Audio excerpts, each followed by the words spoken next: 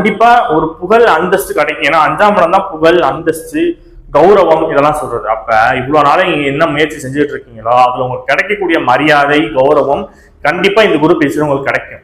ஏன்னா 5ஆம் இடத்த குருபவன் பாக்குறாரு. 7ஆம் இடத்த குருபவன் பார்க்கும்போது திருமணம் ஆகும்னு சொல்லிட்டேன். அதே மாதிரி 7ஆம் இடத்த குருபவன் பார்க்கும்போது கணவன் மனைவி நிறைய பேர் பிரிஞ்சு இருந்திருப்பாங்க. அந்த கணவன் மனைவியோட பிரிவினை பாத்தீங்கன்னா கண்டிப்பா இப்ப எல்லாம் ஒண்ணு சேர்ந்துருவாங்க. அதாவது பிரிஞ்ச கணவன் மனைவி ஒண்ணு சேர்ந்துருவாங்க. அதே மாதிரி பிசினஸ் பார்ட்னர்ஸ் சொல்லக்கூடிய, அதாவது பிசினஸ் பார்ட்னர்ஸ் கூட இருந்த மனஸ்தாபம் இப்ப சரியாயிரும்.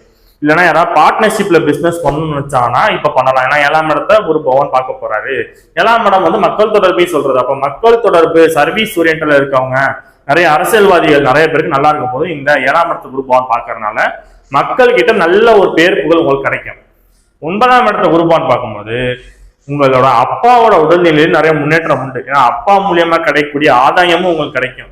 அப்பாவோட சொத்து கிடைக்கிறதுனாலும் சரி, அப்பா மூலியமா ஏதாவது உங்களுக்கு ஒரு உதவி கிடைக்கணும்னாலும் இப்ப கிடைக்கும். அது இல்லாம நீங்க செஞ்ச ஒரு நல்ல தர்ம காரியங்களுக்கு நல்ல காரியங்களுக்கான பலன்கள் நீங்க இப்ப அனுபவிப்பீங்கன்னா 9ஆம் இடம் தான் தர்ம காரியம். 9ஆம் இடம் தான் நீங்க செய்யற தர்மம் நல்ல காரியங்களை சொல்றது. சோ அதுக்கான பலன்களை கண்டிப்பா இப்ப நீங்க அனுபவிக்க போறீங்க.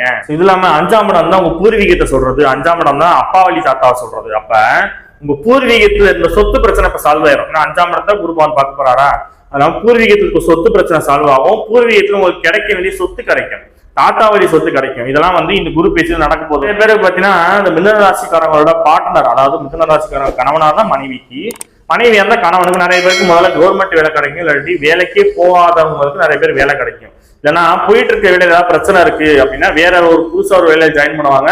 அதுல அவங்க நிறைய இன்கிரிமெண்ட்டும் அதுல உண்டு, ப்ரொமோஷனும் கிடைக்கும். எல்லாமே பாத்தீங்கன்னா மிதுன ராசிக்கு இவ்வளோ பிளஸ் பாயிண்ட் இருக்கு. இவ்வளோ பிளஸ் பாயிண்ட்டை விட்டுட்டு எனக்கு ஜென்மகுரு நான் பயந்துகிட்டே இருக்கலாமா? கண்டிப்பா இருக்கக்கூடாது.